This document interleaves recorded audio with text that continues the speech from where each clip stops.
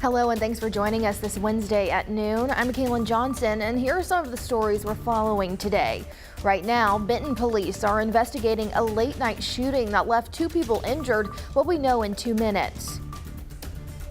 And a group of Arkansans are headed to Jackson, Mississippi. How Central Arkansas Water is working to help with the ongoing Mississippi water crisis.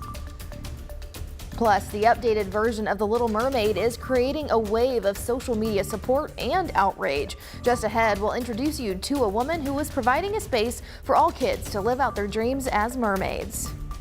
But first, we're here with meteorologist Nathan Scott. And Nathan, before we get to you, I want to talk about what we see right here in our tower cam. You can see some smoke kind of coming up right here. It's kind of billowing up into the sky. And we have found out now that it is a controlled burn, so there's nothing to worry about.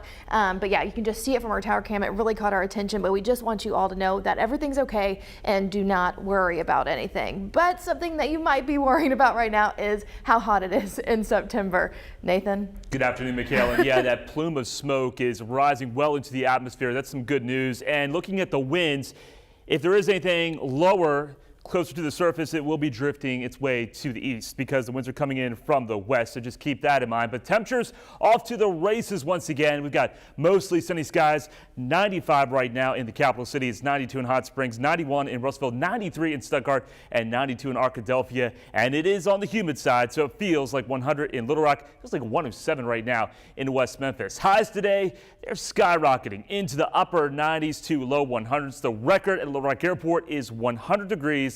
And I think that will be a challenge. But look what happens tomorrow.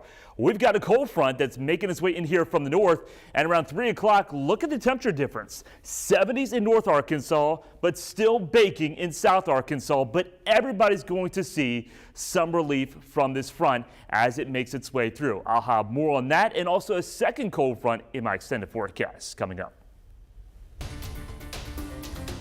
Thanks, Nathan. Right now, 2 people are recovering after being shot at a park behind Benton High School. Benton police responded to Tyndall Park after a disturbance led to a shooting. They said 2 adults were hurt, but we don't know yet of the extent of their injuries. Investigators are in contact with the people suspected to be involved, but there don't appear to be any arrests so far this afternoon. THV 11's Frederick Price is looking into last night's shooting and will have more for us tonight at 5 and 6.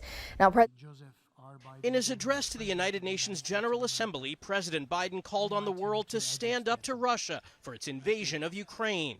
This world should see these outrageous acts for what they are. This war is about extinguishing Ukraine's right to exist as a state. The president also stressed the importance of the UN at a time when Russia and China, 2 permanent members of the Security Council, seem to be at odds with the organization's core principles. A permanent member of the United Nations Security Council invaded its neighbor, attempted to erase a sovereign state from the map. Ahead of the president's speech, Russian President Vladimir Putin announced he's calling up 300,000 military reservists to active duty.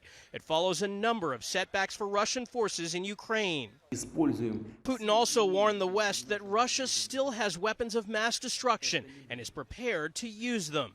Ukraine's President Volodymyr Zelensky will also address the assembly today, but not here in person. He was the only world leader given permission to do so virtually, despite Russia's objections. Moscow is also organizing votes this week in some of the occupied territories in eastern Ukraine to become part of Russia. Foreign leaders have denounced them as sham referendums. Michael George, CBS News, the United Nations. President Biden also announced nearly $3 billion in global food security aid to address shortages caused in part by Russia's invasion of Ukraine. Now the battle over the border is building. Dozens of migrants flown from Texas to Martha's Vineyard have filed a class action lawsuit against Florida's governor. The Venezuelan migrants say the Florida governor's operatives lured them onto a plane, promising jobs and housing that didn't exist. The lawsuit says some unknown person gave them McDonald's gift cards and free hotel room stays to earn their trust. This all comes just one day after Bexar County, Texas Sheriff Javier Salazar also said he's launching a criminal investigation, citing the migrants were lured under false pretenses. They had a right to not be preyed upon and played for a fool and transported halfway across the country just for the sake of a media event, of a video opportunity. The communications director for Governor DeSantis is calling the lawsuit opportunistic.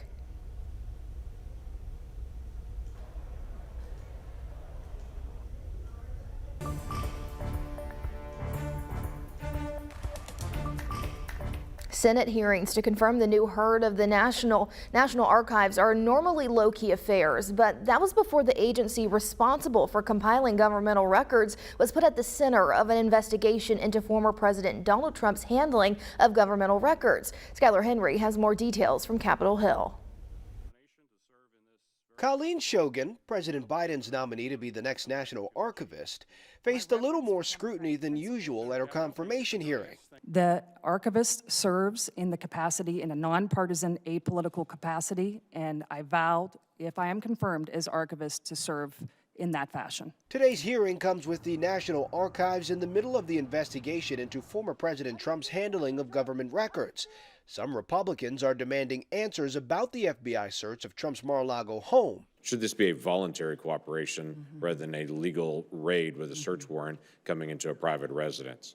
I want to be clear that as the nominee for this position, I have not been briefed on any of the details of what has happened. On Tuesday, the judge appointed to be the special master reviewing all of the documents seized at Mar-a-Lago held his first hearing. Judge Raymond Deary's main focus was on the documents with classified markings. He pushed Trump's attorneys on whether the then president declassified the material prior to leaving office, as Trump himself claims. But Trump's attorneys declined to say, arguing that doing so would complicate their legal defense if the former president is indicted. Deary pushed back on that response, telling the lawyers, "You can't have your cake and eat it too." Skylar Henry, CBS News, Capitol Hill. If confirmed, Mackailyn Johnson will become the first woman ever to hold the position of Archivist of the United States. Today, 3 employees from Central Arkansas Water are responding to the call from Mississippi Emergency Management to head to the main water treatment plant in Jackson, offering a help in the city's ongoing water crisis. Now, it comes after Jackson declared a state of emergency less than a month ago. Central Arkansas Water sent off an electrician and 2 technicians early this morning. Mississippi requested a handful of maintenance workers to fix the remaining issues at the plant, which could cost $1 billion. The flooding Jackson saw in early September resulted in residents with little to no water. Before that, the city was on a boil notice for over a month. To put things in some perspective, volunteers were still giving out free water to Jackson residents a few weeks ago.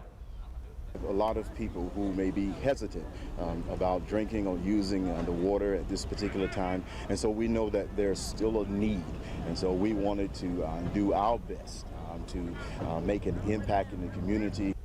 According to an agreement between Arkansas and Mississippi, Central Arkansas Water will be reimbursed for all deployment costs. A troubled Little Rock apartment complex goes back to city court today to face code violations. It comes after city inspectors found 47 life safety violations during a search of the Big Country Chateau apartments at Colonel Glenn and South University last month. 3 years of life safety violations led to a lawsuit, with the city citing issues with electrical, gas, and plumbing systems. Management at the complex say they've been working to make repairs. Also today, we'll be at the state capitol for a big announcement. Details are still under wraps, but we know the news involves workforce development, specifically in southeast Arkansas. That announcement is at 2 o'clock today with Governor Asa Hutchinson and members of the Southeast Arkansas Economic Development District. We'll keep you updated right here on THV 11 and THV11.com. Well, the first drawing of the Arkansas Scholarship Lottery's new jackpot game is tonight. It's simply called Lotto, and each play costs $2. The jackpot starts at $250,000 with drawings every Wednesday and Saturday night. Unlike Powerball and Mega Millions, this game is only played in Arkansas. Lottery officials predict it'll produce several millionaires each year. After 5 years, people in Puerto Rico are still recovering from Hurricane Maria and now Hurricane Fiona. David Begno shares one family survival story in 2 minutes. But first, Nathan. And we're still watching a controlled burn here on RView 11. Again, it's a controlled burn. Looks like around Kerr, so right on the line of Pulaski County and Lonoke County. Also tracking some very hot temperatures once again this afternoon. Temperatures back up to near 100 degrees, but there is some heat relief in my extended forecast, and I'll have more on that next.